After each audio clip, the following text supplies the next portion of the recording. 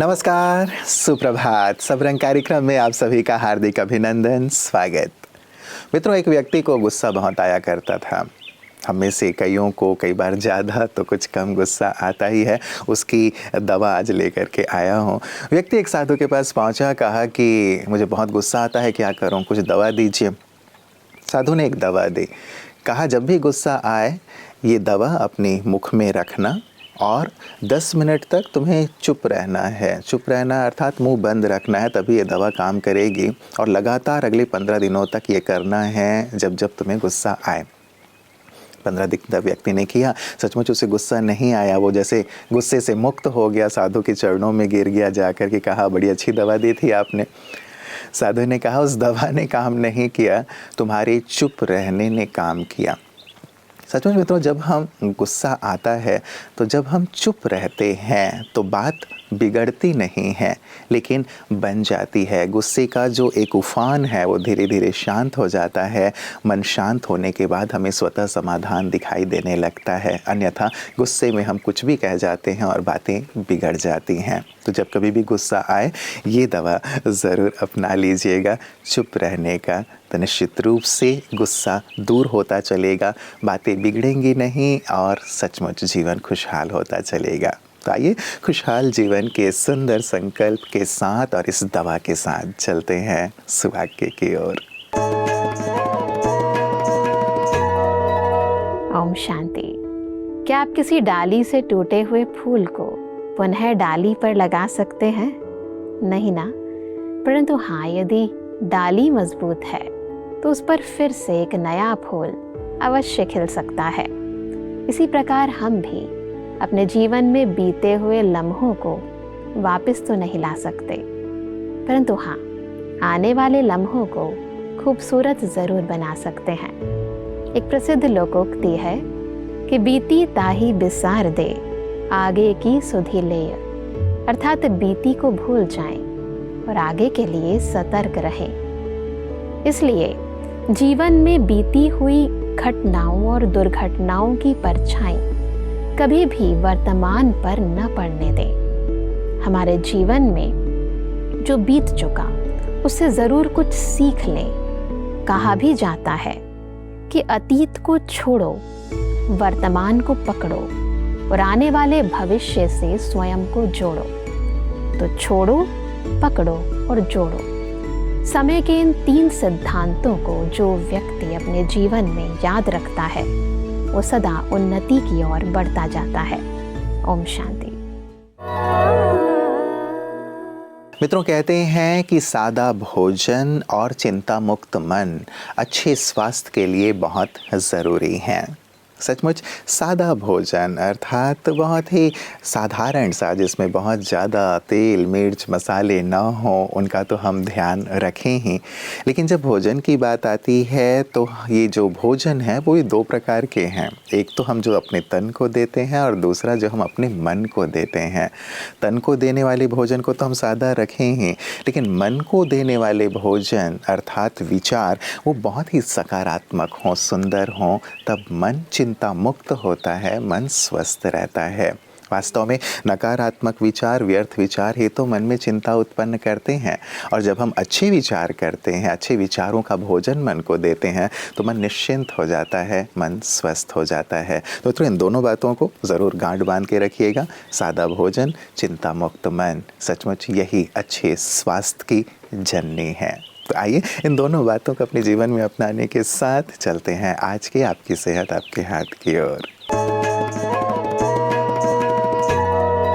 Om Shanti. Current trend जो है अभी उसमें हम देखिए अगर तो बहुत कुछ हमारा टाइम हमारा जो है वो या तो लैपटॉप में निकलता है या फिर फ़ोन में। ऐसा नहीं है कि हम पूरे टाइम सोशल मीडिया पे ही ध्यान दे रहे हैं, क्योंकि हमारा जो वर्क है वो भी हमारे कंप्यूटर, लैपटॉप या फ़ोन से रिलेटेड है। जो बच्चे हैं उनको भी काफ़ी असाइनमेंट्स उनको लैपटॉप पे ही करना होता है।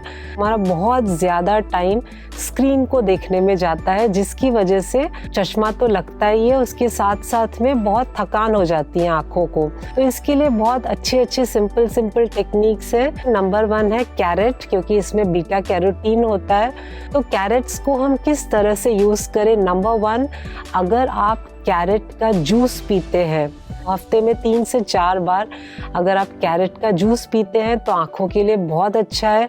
कैरेट का अगर हम सलाद खाते हैं तो बहुत अच्छा है। आपके मन में एक सवाल आएगा, गाजर का हलवा भी तो खा सकते हैं, लेकिन उसमें से आपको न्यूट्रिएंट्स नहीं मिलेंगे जो विटामिन्स और मिनरल्स हमें चाहिए, क्योंकि कच्चे गाजर से ही हमें वो सारे विटामिन्स मिलते हैं जो हमारी आँखों के लिए अच्छा होता है। सलाद में हम गाजर डाल के खाएं, गाजर को स्टीम करके अगर हम खाएं, फिर उसको अगर हम पीस करके उसका अगर हम सूप बनाते हैं तो वो भी हमें फ़ायदा करेगा। तो जितना ज़्यादा हो सकता है हम कैरेट्स का यूज़ करेंगे।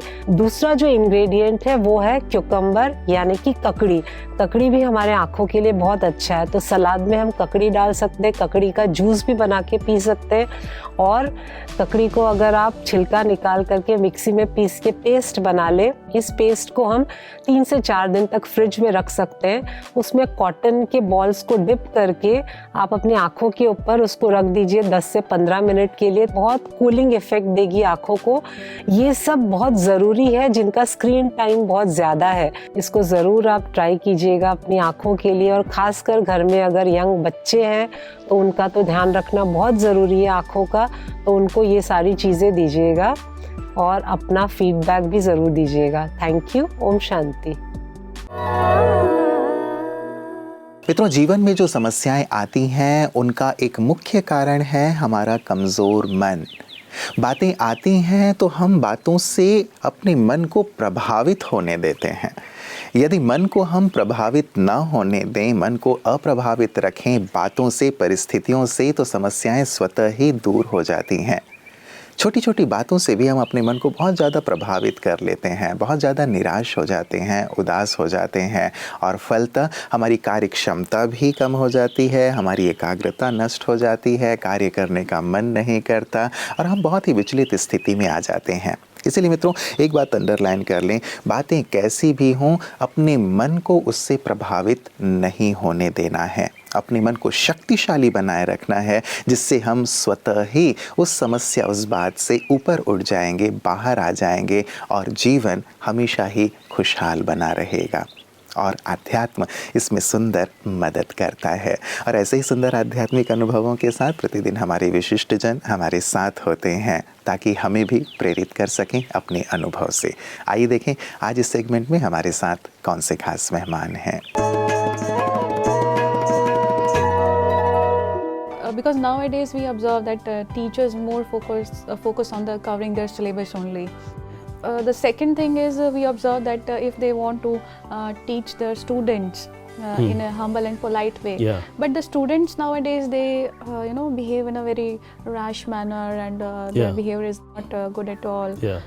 They don't want to listen to their teachers and even their parents. So how to handle such kind of students? Because I myself have seen a number of students. They don't know what is good, what is bad. Yes.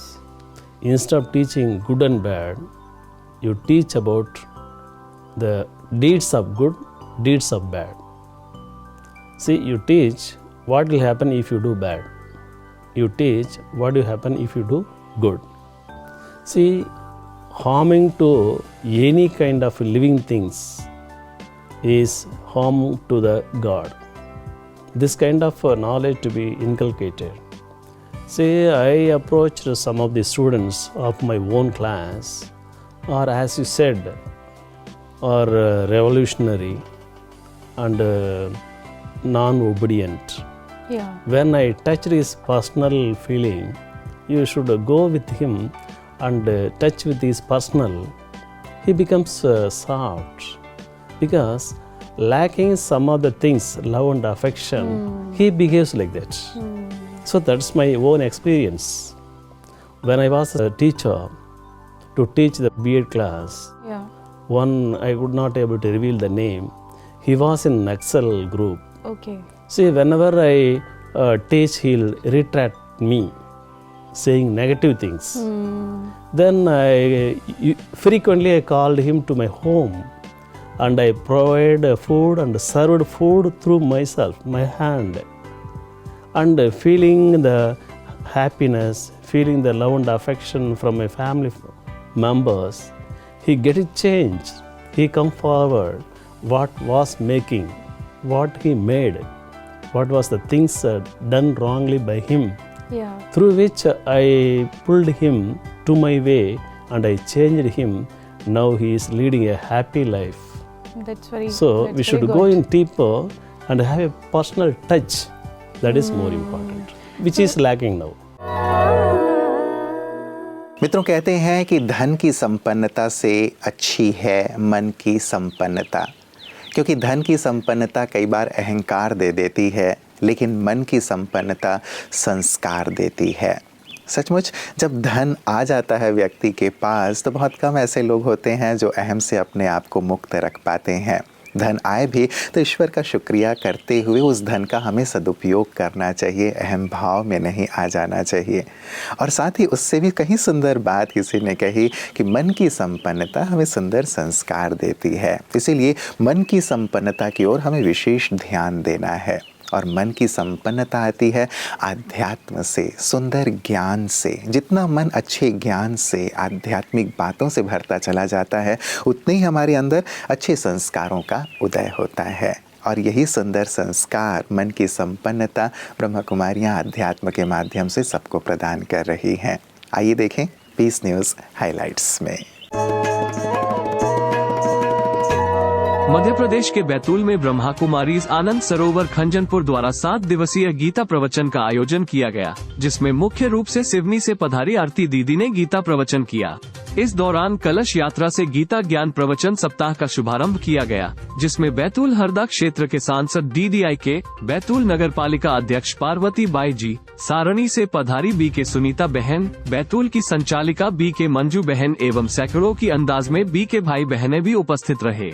इस मौके पर Durga ward के पार्षद संतोष भलावी जी और Arjun ward के पार्षद नरेंद्र हरसुले जी ने आरती दीदी का पुष्प गुच्छा भेंट देकर स्वागत किया। इस यात्रा का मुख्य आकर्षण शिव ज्योतिर्लिंग रथ रहा, जिसके दर्शन के लिए बड़ी संख्या में लोग सम्मिलित हुए। तत्पश्चात गीता प्रवचन में आरती दीदी द्वारा गीता के आध्यात्मिक रहस्यों को स्पष्ट कर बताया गया और अंत में उपस्थित लोगों को राजयोग मेडिटेशन का अभ्यास भी करवाया गया। मित्रों, एक बच्चा चिलचिलाती धूप में फूल बेच रहा था। लोग उससे मोल भाव कर रहे थे। एक सज्जन व्यक्ति उधर से गुजर रहे थे। उसने देखा कि इतनी कड़कती धूप में बच्चा नंगे पांव फूल बेच रहा है। उसे दया आ गई। एक दुकान में गया और वहाँ से जूते खरीद करके लाकर बच्चे को दिया। बच्चे ने तुरंत ही वो जूते पहन लिए और खुशी में नाचने लगा। जब वो सज्जन व्यक्ति जाने लगे तो बच्चे ने उनका हाथ पकड़ लिया और कहा कि आप भगवान हैं। तो व्यक्ति ने हिचकिचाते हुए कहा कि नहीं, मैं भगवान नहीं हूँ। तो बच्चे ने कहा तब तो ज़रूर आप भगवान के दोस्त होंगे, क्योंकि कल ही मैंने भगवान से कहा था कि भगवान मेरे पैर धूप में बहुत जलते हैं, मुझे जूतों की ज़रूरत है, और आज उन्होंने जूते भिजवा दिए। व्यक्ति बहुत प्यार से उसके सिर को सहलाते हुए जाने लगे। उनकी आंखों में आंसू थे और मन में एक विचार था कि सचमुच भगवान का दोस्त बनना कठिन नहीं है। आए मित्रों, हम सब भी इसी रूप में भगवान के दोस्त बने और औरों की मदद करें। नमस्कार, ओम शांति।